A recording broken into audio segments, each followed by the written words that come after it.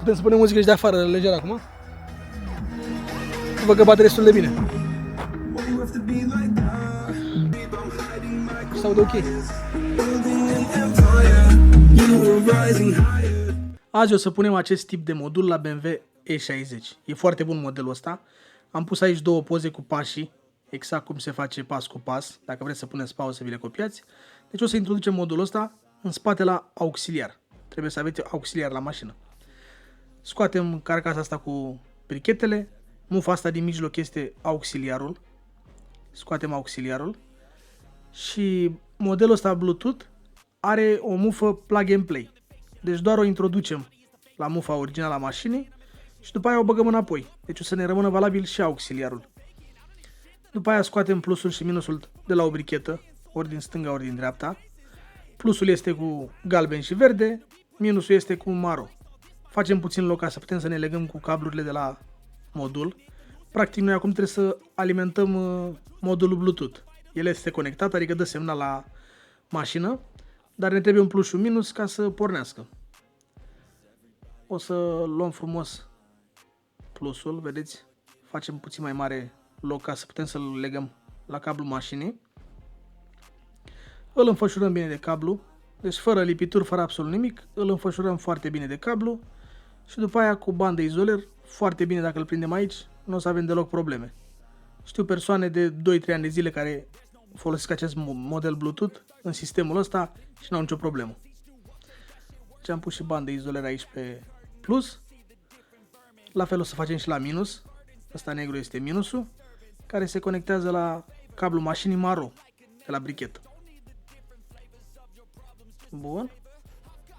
Și v-am spus, acest model, deci exact cum este din poză, se aude cel mai tare de până acum. Deci din câte am văzut, se aude cel mai tare, ca să audă la calitatea CD-ului la mașină.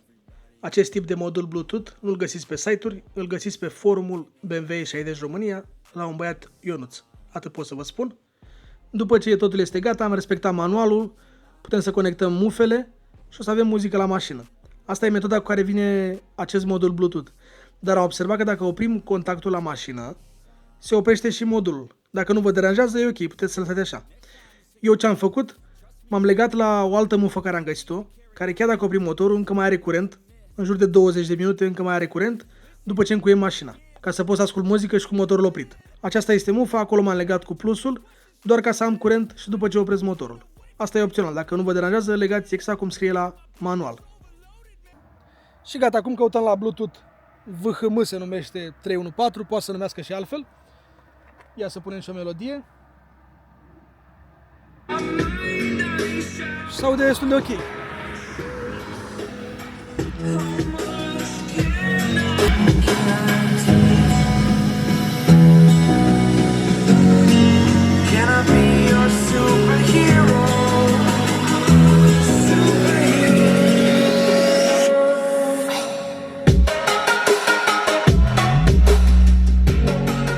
Nu știu cum se redă sunetul pe video, dar să știți că se aude foarte bine. Deci se aude mult mai bine decât la modul acela care îl băgam noi la brichetă, se aude mult mai bine ca la MP3 player, deci se aude claritatea CD-ului, adică așa de bine se aude și nu se cunoaște absolut nimic. Modulul e băgat acolo jos, nu se vede nimic, se conectează la telefon foarte ușor,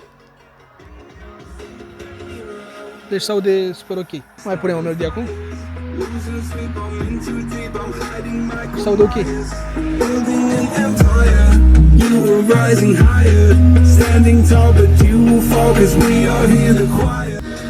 Da, prieteni, și ăsta este update-ul de azi făcut la E60. Apropo, putem să punem muzică și de afară, lejer acum. Văd că bate destul de bine. Deci ăsta e update-ul făcut azi la E60 și sunt foarte încântat, adică chiar se simte diferența la sunet. Prieteni, mulțumesc de vizionare și ne vedem la următorul video. V-am lăsat, pa!